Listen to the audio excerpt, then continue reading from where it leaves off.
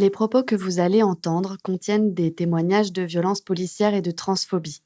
Assurez-vous d'être dans de bonnes conditions pour l'écouter. Épisode 3. La double frontière. On parle peu des femmes dans les questions migratoires alors qu'elles sont majoritaires en Europe. Que dire de celles qui ont une autre orientation que l'hétérosexualité? Que dire des minorités de genre? Et celles qui ne veulent pas être définies par leur genre? Que dire des femmes transmigrantes? À quelles violences spécifiques font-elles face? Traverser les frontières est déjà une chose. Mais comment on fait quand il faut traverser les frontières de son propre corps, quand on est une minorité dans la minorité? Elles subissent des discriminations croisées, racisme, xénophobie, pauvrophobie, transphobie, lesbophobie. Nous sommes à la Marche des Fiertés de Marseille, début juillet. C'est là que je rencontre Clémence Zamora Cruz, une femme transgenre mexicaine. Elle est née assignée garçon, elle a transitionné, jusqu'à changer son état civil. Elle n'aurait jamais migré si elle était cisgenre. Ce terme définit une personne dont l'identité de genre correspond au sexe avec lequel elle est née. Les raisons de son départ, c'est les violences sexuelles, la transphobie.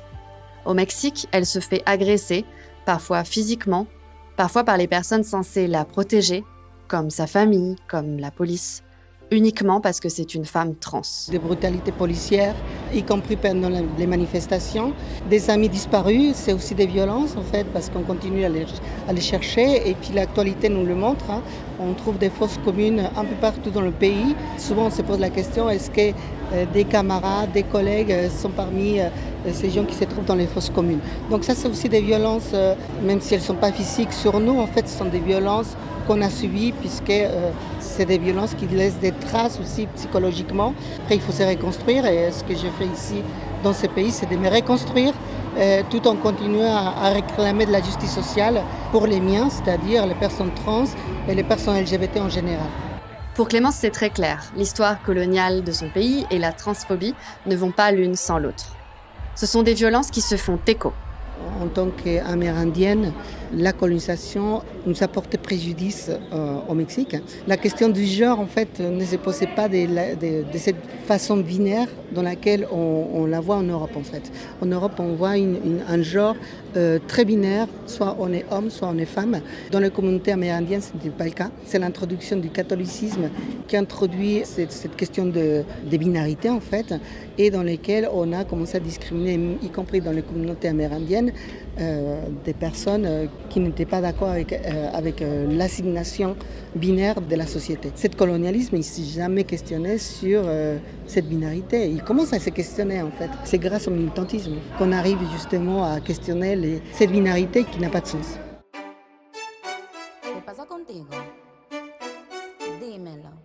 Tout comme Clémence, il y a en Amérique latine de nombreuses femmes trans qui quittent leur pays à cause de discriminations liées à leur identité. C'est le cas de Giovanna Rincon. Elle est fière de dire qu'elle est une femme transmigrante. Elle est partie car elle était séropositive et qu'elle se faisait harceler dans son pays d'origine, la Colombie. Ça a déjà fait tout le monde? Giovanna est d'abord passée par l'Italie. Elle a continué de subir des violences sur le sol européen. Tout de suite, j'ai compris qu'il y avait quand même une extrême fétichisation et une extrême exotisation des femmes trans. Et ceci, ça se traduisait par le fait que on était respecté, entre guillemets, ou admiré, ou on avait un espace de vie, mais que la nuit. Et quand il s'agissait de la journée, même nous dire bonjour, c'était presque difficile pour les gens. On a été refusé d'entrer dans des restaurants et dans des lieux publics. En Italie, à l'époque, quand on marchait dans la rue, qu'on sortait des supermarchés avec les courses, très souvent, la police, elle nous arrêtait. Qui était délit de faciès, en fait. Parce qu'on était trans et parce que tout de suite, on était aperçu qu'on était migrante, en fait. C'est un traumatisme, en fait, puisqu'on avait peur tout le temps, en fait. Sortir, c'était traumatisant en fait dans la journée. Petit à petit, ça rentrait un tout petit peu, entre guillemets, dans les mœurs. Il y a peut-être les associations qui commencent à se mobiliser aussi, à dénoncer les abus de pouvoir, les violences policières, parce qu'on a vécu beaucoup de violences, mais des vraies violences policières. À Rome, la police était hyper violente en fait. J'avais peur de marcher dans la rue. J'avais peur de croiser la police. Ça se transpose quand tu vas ailleurs aussi. On s'était habitué à intérioriser ces codes, ces assignations, cette violence. et qu'il faut résilier en trouvant des moyens pour les vivre, mais aussi pour leur faire face. À Rome, elle commence à mettre en place des stratagèmes pour se protéger, pour éviter la présence des hommes et de la police. Pendant plusieurs années, elle décide de ne vivre que la nuit et de ne sortir qu'avec des filles. Certains mécanismes d'oppression qu'elle a subis en Italie, elle les retrouve en France. Des dynamiques de violence qui s'empilent, comme elle dit. J'ai trouvé les mêmes phénomènes qui existent que quand tu es migrante, donc ça se rajoute en fait, parce que c'est tout de suite, je ne suis pas transphobe, mais finalement, une personne trans, je ne l'inviterai pas chez moi. Je n'aurai pas une personne trans dans mon entourage d'amis, ou je ne donnerai pas un travail de babysitting à une personne trans tout court. Donc, c'est une question de cumul qui relève d'une situation qui est en intersection et qui va évidemment créer tout de suite la peur de l'autre. Et la peur parce que c'est le genre, parce que c'est l'apparence, parce que c'est la voix, parce que c'est le manque de papier, parce que c'est un quart de séjour qui n'est pas à jour. Donc, donner un travail ne relève pas vraiment de la même valeur, même si la personne a envie de travailler. Bon, bref, je trouve qu'à Paris, en France, la question de transphobie, la question de racisme qui vivent les personnes trans, elle est à la fois violente, mais à la fois difficile de dénoncer. Pour se conformer à ce qu'attendent les autorités d'elle, il arrive que des femmes trans et ou lesbiennes choisissent de nier leur identité publiquement. Se faire la plus petite possible et se conformer à l'hétéronormativité pour ne pas se faire repérer, ou au contraire, exagérer à fond, grossir les traits, jouer des clichés pour marquer sa différence et entrer dans des cases administratives. Être perçue comme victime, encore une fois. Elsa Tisler est chercheuse sur les migrations et l'intersectionnalité au CNRS. L'intersectionnalité, c'est le fait de reconnaître différentes formes de discrimination à travers des éléments comme la classe, la race ou le genre. Discrimination qui se chevauchent, qui créent des intersections. Dans le contexte de la frontière maroco-espagnole, j'ai rencontré plusieurs femmes lesbiennes. Donc déjà, ne le disaient pas en général parce qu'elles avaient peur de souffrir encore plus de répression. Et du coup, ce qui se passait, c'est qu'en fait, elles se conformaient à ce qu'on pourrait appeler l'hétérocirculation, c'est-à-dire que les gens, ils voyagent de façon hétéronormée. Par exemple, moi, j'ai rencontré plusieurs femmes lesbiennes qui sont tombées enceintes alors que c'était pas du tout leur souhait et qui ont dû se mettre avec des hommes alors que c'était pas du tout leur souhait pour essayer de passer les frontières, en fait, parce que c'était l'unique façon qu'on les obligeait à adopter pour passer les frontières, en fait. C'est très hétéronormé, en fait, aussi, les façons de voyager, les façons de passer les frontières. Et donc, souvent, les personnes LGBT, elles se trouvent prises dans cette contrainte à l'hétérocirculation. Alors, il y en a qui arrivent à contourner ces assignations à circuler de façon hétéronormée et d'autres pas, et qui, du coup, se conforment à l'ordre hétéronormé pour essayer de passer les frontières. Donc, comme ces femmes lesbiennes qui ont dû se mettre avec des hommes, qui sont tombées enceintes, etc.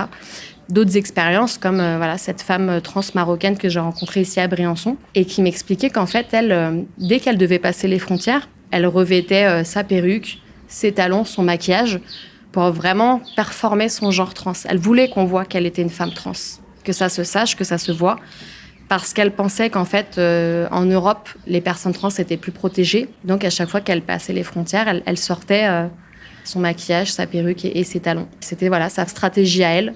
C'est qu'il y en a qui vont jouer justement des normes de genre et des stéréotypes de genre pour rentrer dans les catégories de vulnérabilité qui sont souvent créées par les politiques migratoires et les politiques humanitaires, et d'autres qui vont contourner ces assignations genrées. Alors, elles sont carrément invisibilisées, ça c'est sûr.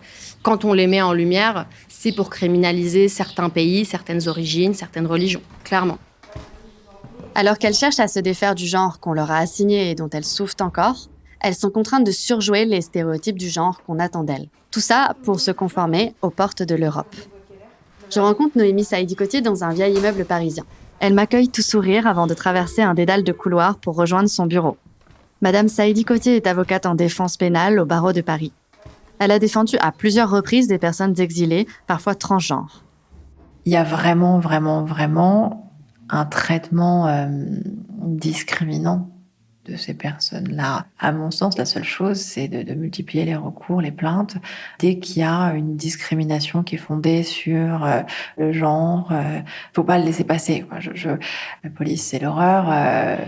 Je défends une jeune femme qui a été violée, qui a gardé sa culotte, qui l'a apportée, qui a fait tout dans les règles. Et la police lui dit, déjà l'appelait par son prénom de garçon tout le long. Alors même qu'il y avait eu une explication en amont en disant je suis transgenre, mon identité aujourd'hui c'est ça. Donc il y avait déjà ce traitement-là. Et ensuite, jeune femme mineure qui vient exposer, raconter ce viol tremblante et dans un état absolument effroyable. Et il y a des policiers qui arrivaient quand même à justifier en disant comme elle s'était prostituée, finalement un viol, qu'est-ce que c'est quand on se prostitue, un viol, qu'est-ce que c'est? Même en tant qu'avocat, on se prend la bêtise dans la gueule, quoi. C'est de dire, policier, mais en fait, qu'elle soit prostituée ou pas, elle a été violée, quoi. Et c'était, et puis l'ADN en plus a matché. Il a dit non, mais c'était une pute, et terminé, quoi. Donc on va évidemment saisir le juge d'instruction pour aller plus loin. Donc oui, les policiers zéro. Ce qu'on peut faire, c'est saisir le défenseur des droits, parce qu'il y a quand même des sortes de discrimination, déposer des plaintes pénales, les accompagner. Là encore, il n'y a que cet angle-là. Je crois qu'il faut rien lâcher. C'est sur le volet de la discrimination qu'on va pouvoir avoir une action. C'est-à-dire que s'il y a un traitement différent, pour tout, pour que ce soit pour l'accès au logement, pour obtenir des papiers au nom qu'on avait choisi. Pour les personnes transgenres, c'est vrai que c'est une difficulté aussi au niveau de l'état civil. La personne a droit, c'est reconnu, on a le droit d'avoir les papiers selon l'identité que l'on a. Les plaintes, elles peuvent donner lieu à des condamnations aussi, mais c'est extrêmement compliqué. La frontière entre un pays considéré sûr pour la communauté LGBT et un autre dangereux est mince. Elle peut coûter la vie à certaines migrantes. On écoute la militante féministe Nicole Scheck. On l'appellera Maria, voilà. Qui était donc lesbienne et qui avait quitté le Sénégal pour ça, parce que la vie est impossible là-bas. Bon, en arrivant ici, elle a appris qu'elle était porteuse d'une maladie grave, une hépatite transformée en cancer du foie. Elle a été convoquée à l'OFPRA et elle est allée dans un état de cachexie et autres, avec une immense fatigue. Elle est passée à l'OFPRA, elle a été déboutée parce que, comme toujours, on vous demande des preuves de votre homosexualité, comment prouver ça. Et après son refus, voilà, elle a été hospitalisée.